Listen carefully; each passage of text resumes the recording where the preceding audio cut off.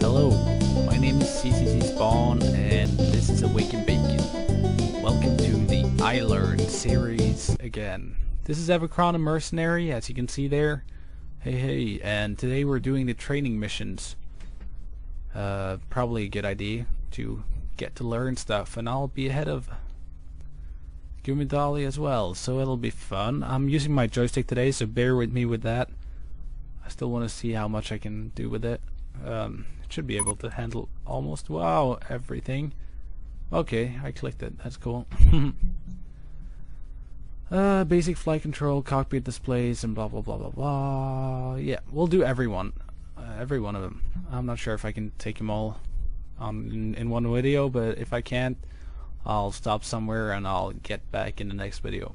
Okay, so I'll see you there. Bye bye. Let's start. Creating universe, or loading image data. In fact, okay.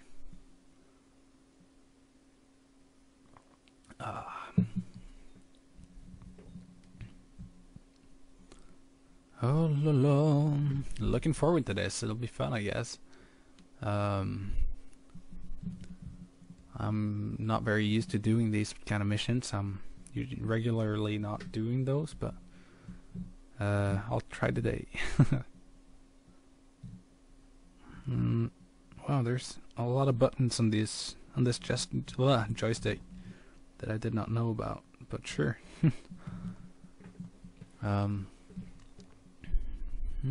Loading ship data, building cockpit. Oh yeah. Let's see what it says now. Entering universe. So should I get like an order or something? Oh. No? Oh. Wait a second. I should probably go back out. And when I think about it here, in-game voices and effect volume should probably be a bit higher, and a little bit of music. And I just gotta go to 10% on that.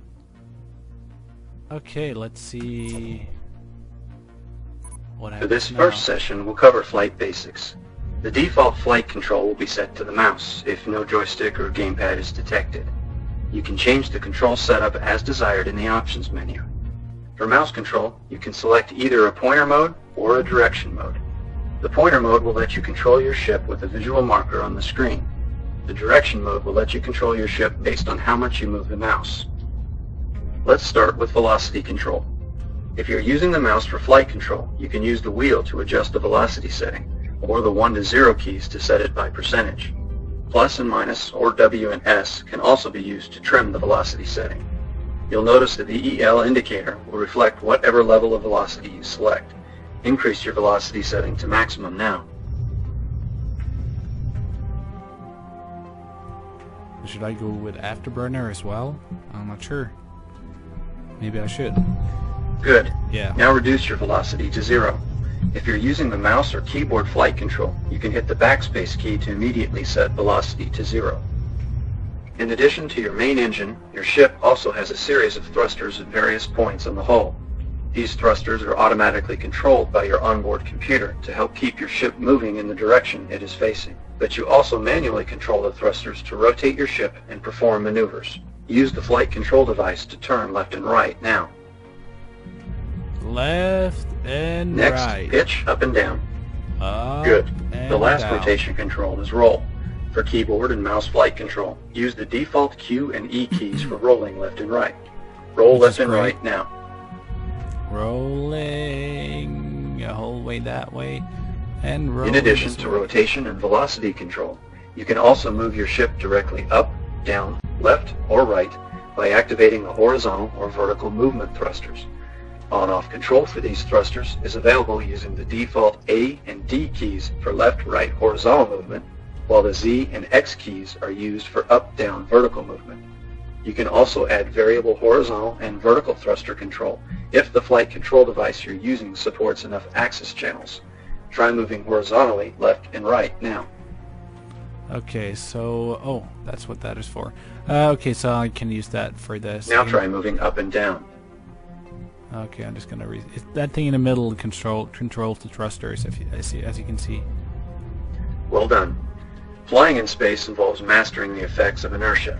The inertial dampening system, or IDS, will help keep flight control simple by constantly using your thrusters automatically to keep your ship moving in the direction it's facing. You've said that. The more momentum your ship has in a particular direction, the longer it will take for the IDS to alter your ship's movement toward a new heading. When you want to bypass the system and allow your ship to continue moving in a certain direction, press the IDS on-off key, default spacebar. The inertial label will be visible on your ship's status display when the IDS is off. Practice by building up speed in the direction you're facing, then turn off the IDS and rotate around a bit to see how inertia will let you continue moving in the original direction. And space. Turn the IDS back on to resume automatic thruster control. Your ship is also equipped with an afterburner, which provides a high level of thrust from the main engine. Use it sparingly, as it consumes a much greater amount of fuel, but it can be very useful in combat when you need to escape or change direction quickly. To engage the afterburner, press and hold the default tab key. Practice using the afterburner now by accelerating to twice your ship's maximum cruise speed, then release the key to disable the afterburner. Twice my cruise speed. So my cruise speed is around 500, so I need to go to 1,000, I guess. And we're going down again. It's not very hard to do this, but I can. I don't know. Am I going to? Oh, there we go. That completes the flight training section. We'll cover ship systems next. Combat, environment, and status information is projected onto your helmet's visor as a heads-up display, or HUD, and on the 3 cockpit displays. The HUD includes optional readouts for gravity, altitude, energy, damage, and speed. Motion spheres also help you gauge your velocity, while a pitch ladder indicates the orientation of your ship. The HUD has 3 modes. You can turn it off entirely, or use a reduced display mode that removes the numerical indicators along with the motion spheres and pitch ladder. Try cycling through the HUD modes now using the default H key. I gotta use the H key. This one HUD, and this is one HUD. Your ship divides available power between your weapon system and shield system. The current power setting is shown on the lower left cockpit display at the top right corner next to the letter P. The setting will range from a value of -5 to +5. The S readout is for shields, and the W readout is for weapons. You can adjust power for each system by using the default left and right bracket keys. Increasing power to a system will improve its recharge rate and effectiveness, providing more resistance for shields or more shots for primary weapons. Managing power between these systems will become very important as you start upgrading your weapons and shield systems. Just to the left of the power setting indicator is the number of remaining countermeasures you have, CM. Below the power setting indicator is a blue bar next to the letter W, which indicates the weapon system power level. The bar will decrease in size as you fire your primary weapons. Once the bar reaches the middle, your weapon system will be out of power and will need to recharge. Observe this in action now by firing your primary weapon until the bar indicates a low power level. Oh yeah! Good. Notice that a red energy light flashes on your HUD to bring the low power level to your attention. Below the weapon power level, the green bar next to the letter H indicates the status of your ship's hull. It will decrease in size as your ship sustains hull damage. The armor of your ship that comprises its hull is determined by the frame you choose when you build it. On the left side of the ship's status display are readouts for velocity, set velocity, gravity, altitude, inertial status, fuel, navigation damage, weapon system damage, engine damage, shield array status, and primary firing mode. Your secondary weapons are listed on the lower right side of the display, and the weapon next to the number 1 is the weapon that's ready to fire. The middle cockpit display is your 3D radar. It provides direction information on objects in space. Green dots indicate friendly ships, yellow dots indicate moderate ships, and red dots indicate hostile ships. When red dots appear on the radar, a warning sound will help bring the threat to your attention. Blue dots indicate stations. Yellow dots with small brackets indicate inbound missiles. White dots indicate cargo, and purple dots indicate unknown or miscellaneous objects. The dots include an attached line that points away from the center of the radar sphere, which helps you determine if an object is behind or ahead of you. The blue highlight brackets in the middle indicate the front of your ship. so you can fly toward an object by bringing its corresponding dot into the brackets. Directly above the 3D radar are the vertical and horizontal speed gauges. Yeah. The display at the lower right of the cockpit shows details about the ship you are currently targeting. To target a ship, simply use the mouse pointer to click on it when it's in your visual range. You can toggle between ships in the area with the default T key, or use the default R key to target the closest ship. Alt-T will toggle between hostile ships in the area, while Alt-R will target the nearest hostile ship. Once you've targeted a ship, its class, faction affiliation, threat level, speed, range, shield levels, direction, and hull damage will be shown on the display. If you've installed a cargo scanning device on your ship, you'll also see what's in the targeted ship's cargo bay once you're in range. Oh. The center of the HUD is your gun sight. The outer rim of the gun sight indicates the limit of where you can obtain a missile lock and have your primary weapons automatically aim at a target. Primary weapons use the multi-directional tracking system, or MDTS, to automatically lead a target based on speed, distance, and direction. The target must be in range and within the outer rim of the gun sight for the weapons to hit successfully. The farther away a target is, the more time it will have to evade the gunfire. If you want to aim manually, you can press the default L key to turn the MDTS off. A missile lock is obtained by keeping a target ship inside the outer rim of the gun sight for a certain period of time. The range and time it takes to obtain a lock will depend on which secondary weapon is being used. Some secondary weapon types, such as fulcrum torpedoes, don't require a missile lock and just fly in a straight line. You can toggle between secondary weapons in flight by pressing the default semicolon and apostrophe keys. Practice firing at this drone target, marked as a red threat level, until it's destroyed.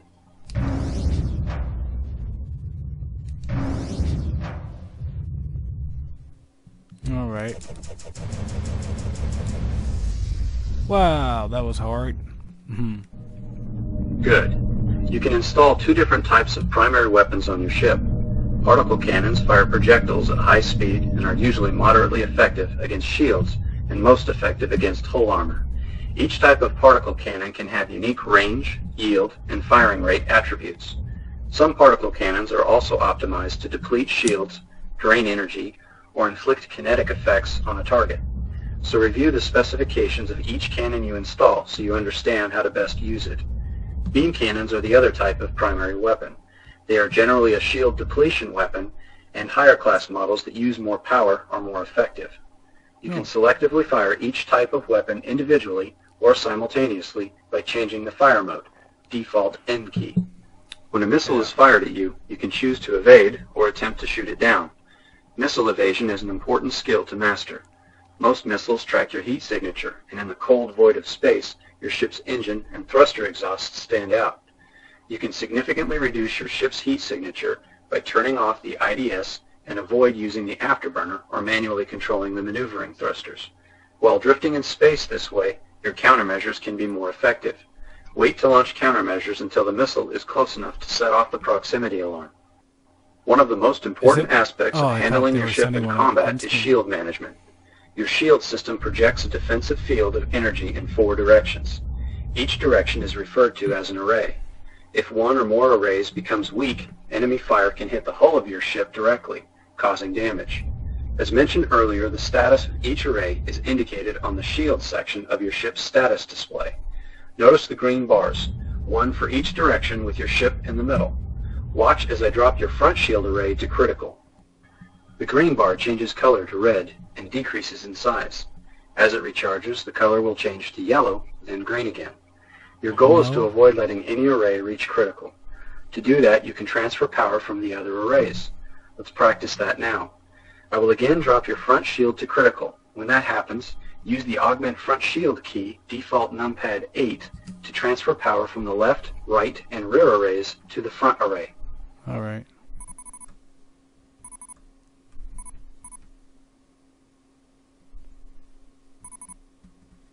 I fixed it, I think. Didn't I? Good. Yeah. In addition to transferring power to a specific array, you can also balance power between all 4 using the default numpad 5 key. Also remember that you can improve the recharge rate of all shield arrays by transferring power to your shield system. The top part of the HUD includes the compass and several menu options. To select a menu option, simply use the mouse pointer and click on the desired button.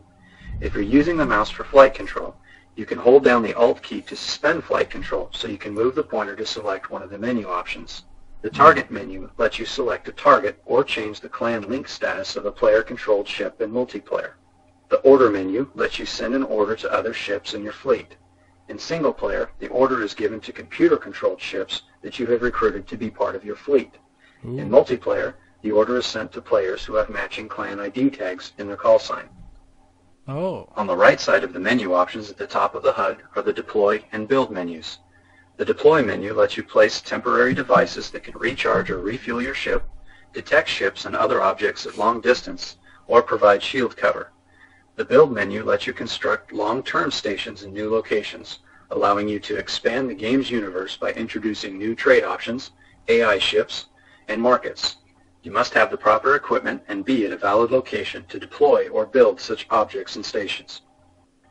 The middle of the top of the HUD gives you access to the consoles, autopilot, formation option, and jump drive.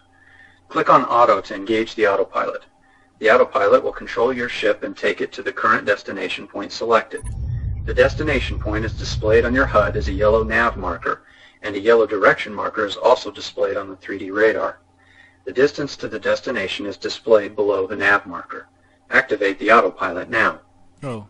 Should I do Notice that? how your ship changes course and travels directly toward the nav marker. The autopilot will also control your jump drive if you select a destination that is outside of your current sector. Now disengage the autopilot. The Form button on the right side of the compass works the same way and will keep your ship in close formation with any friendly or moderate ship you have targeted. There are three main consoles that you will use to travel and conduct business. The first one is the navigation console, which can be opened by clicking on the nav button at the left of the top middle display or by pressing the default F1 key. Again, if you are using the mouse for flight control, you can temporarily suspend flight control by holding the Alt key down. Open the navigation console now. This console lets you manage jump drive travel and system navigation in an easy-to-use interface. Your current position is displayed on the map with a green arrow. You can also see nearby objects, such as planets and asteroids, on the map. To select a new navigation point, simply click on the location you want. The X and Z coordinates will automatically be set to the new location, and you can adjust the Y position, or height, by either using the rear view map mode or by clicking on the Y position field and manually typing in a value. Practice using the navigation console by clicking on a point located near X 40,000, Z 40,000.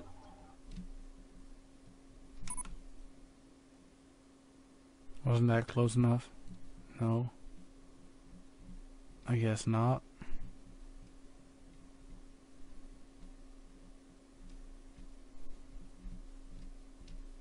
There, that should be close enough.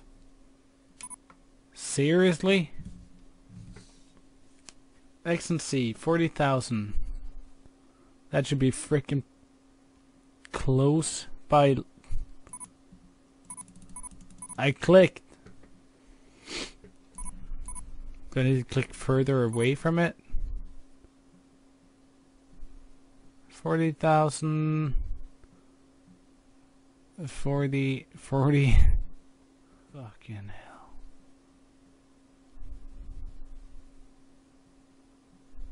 I can't get any closer than that. Oh wait, 40,000 and that's minus 40,000. Isn't it? Yeah, I think it is.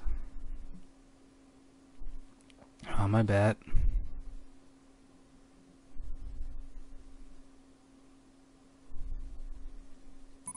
That's close Now enough. click on the launch option or press the default F2 key to engage the fulcrum jump drive. If the console is closed, you can also click on the jump button at the top of the HUD. You can close the console at any time. You have arrived near the location you selected. You can travel to another sector the same way. Simply click on Zoom Out to view a wider area of space, then click on a point in a surrounding sector box to jump to. If you want to zoom in on a nearby sector, simply right-click on the sector you want. You can also use the mouse wheel to zoom in and out on the map from your current location. If your jump drive can reach a distant point you select in a different sector, you'll be able to quickly jump there. Upgrade your fulcrum drive to travel to sectors that are farther away. You can save important locations in your map log and enter a description for each log entry to help you remember the locations you save.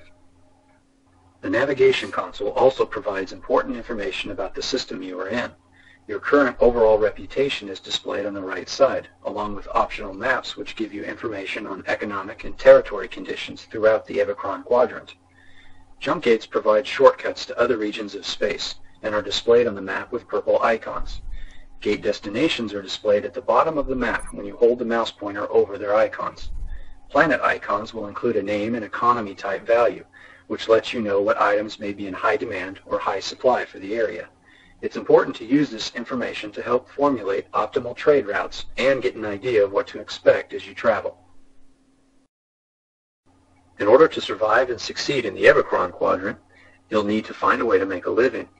You can perform a variety of services under contract or fly on your own terms and complete your own objectives. You can mine for valuable resources, transport needed commodities to high-paying locations, patrol for hostile ships, negotiate for quick trade deals with other pilots, explore for hidden benefits, or a variety of other activities. To manage your resources and items, you will use the inventory console, which is accessed by either the default F3 key or the INV button at the top middle section of the HUD. Open the inventory console now. The inventory console will let you monitor your account, fuel, loaded weapons, equipment upgrades, and cargo bay. When you are docked at a station, carrier, or city, you can use the console to refuel, reload, and repair your ship. When you're docked, the console also gives you access to items available for sale and contracts for jobs. Hold the mouse pointer over an item to view a description of it at the top middle of the inventory console display. To buy or sell an item, simply left-click on it. Each type of item is color-coded for easier review. Purple items are commodities, yellow items are equipment, and green items are weapons. The inventory console also lets you transfer weapons and equipment from your cargo bay and install them onto your ship. You can also uninstall weapons or equipment from your ship and place them in your cargo bay. To transfer an item on your ship without selling it, right-click on the item. You can also use right-clicking to buy equipment or weapons and place them in your cargo bay rather than installing them on your ship. Right-clicking also lets you buy or sell one unit of a commodity at a time. You can also consolidate commodities in different cargo slots while you are docked by holding the Alt key, then left or right-clicking.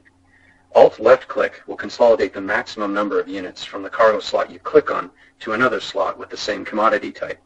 Alt right-click will transfer one unit at a time. The inventory console also gives you access to sub-consoles, which are available on the left side with the buttons named Crew Management and News Console. The Crew Management console lets you hire specialists that can provide unique benefits and enhance the capabilities of your ship. You also use the Crew Management console to dismiss crew members and manage their pay. The News console provides useful information about the system you are in, including a market profile that displays current values of commodities in the area. You can trade with other ships directly if you have a good reputation with them. You won't likely get the full market value for an item when trading like this, but it's faster and easier than traveling to a station or planet to sell something. To send a trade request to the ship you have targeted, press the default F4 key or click on the trade button at the top of the HUD at the far right. If the other ship accepts your trade request, the trade console will open. Since no ships are in the area at the moment, the trade console will be opened automatically for you. If the other pilot wants to sell something to you, their offer will appear on the right side of the console screen under items being offered. The fair market value for the system you are in will be displayed after the item description. If you add items you want to sell, the other pilot will usually indicate how much money they are willing to pay you for the exchange. Click on Submit to send your offer. If the other pilot agrees, the transaction will be finalized. You can send multiple trade requests as desired to negotiate. How you interact with the ships around you affects your reputation. You can turn friendly ships hostile by attacking them, and bribe hostile ships into being friendly with money. Your reputation in a particular system will determine how other ships will treat you and affect the fees, prices, and contracts you will encounter. Your reputation can also change as you complete contracts for various factions. Changes to your overall reputation will be indicated in the message log, just like how this training text appears now. Your reputations with specific local factions are available in the News console. For this stage, you'll be required to dock with the station.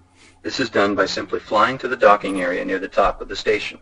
The docking area is protected by a blue atmosphere shield and provides flashing lights indicating the correct approach path you need to use to enter the station. Your HUD will also display a pathway that will help guide you to the docking area. The pathway will be red if your approach is outside of the required docking angle, and it will be green when you are approaching correctly. Once you reach the docking port, the station's tractor beam will engage and hold you in place, and the inventory console will open. Turn off the inventory console to disengage the tractor beam and depart. Practice docking with this station now. La la la. Not very hard, you just fly toward it. If this is the station they're talking about though, then it's easy, but or not that easy, but I'm coming in at the wrong way. Or am I? Maybe it's perfect, I don't know.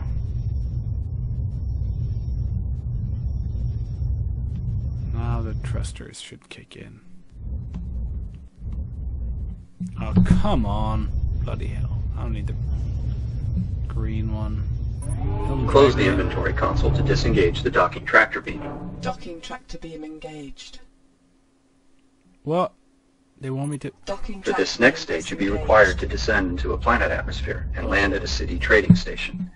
To land on a planet, slow to under 1200 MPS before you enter the atmosphere, and watch for guide boxes to appear that will help you determine a safe descent path to the planet's city. If you are far away from the city, the guide boxes will remain red in color and will provide you with a high descent path to reach the city. Once in a close proximity, the guide boxes will change to green and will point directly to the docking station. Fly to the top of the docking station. The station's tractor beam will secure your ship and open the inventory console automatically. Reduce throttle to 0 to prevent wasting fuel. When you're ready to leave, press the default F3 key to close the inventory console and instruct the tractor beam to disengage. Add throttle to safely depart the docking station and climb as desired back into space. Practice landing at the city docking station on this planet now. So can I use the afterburner? No? Yes? I don't know. Should I shoot? I'll try it. Well, this is fun. I like it so far.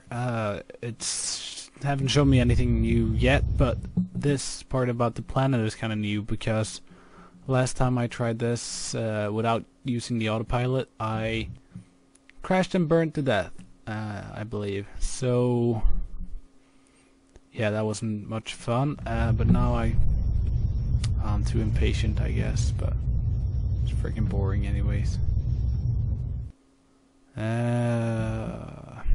It's not boring, but you know, I want to fly and navigate and grind. I like to get... Oh! Switch to planetary mode. What does that mean? Avionics, probably too, because of the gravity and such.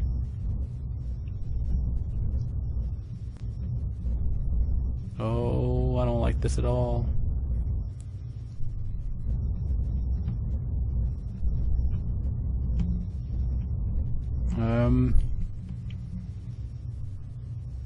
I think there's gravity here.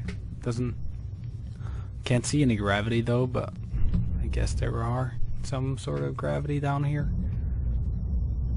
And the fact that I'm flying straight down to reach this thing, I don't find it too soothing, but sure.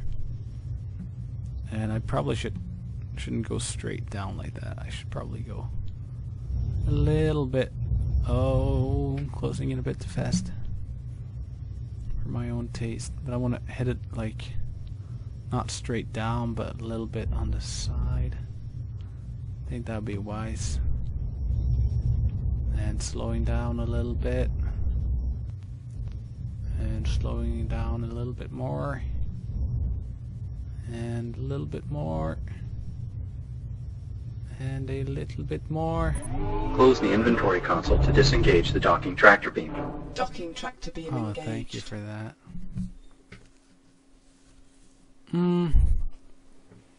Do I really wanna?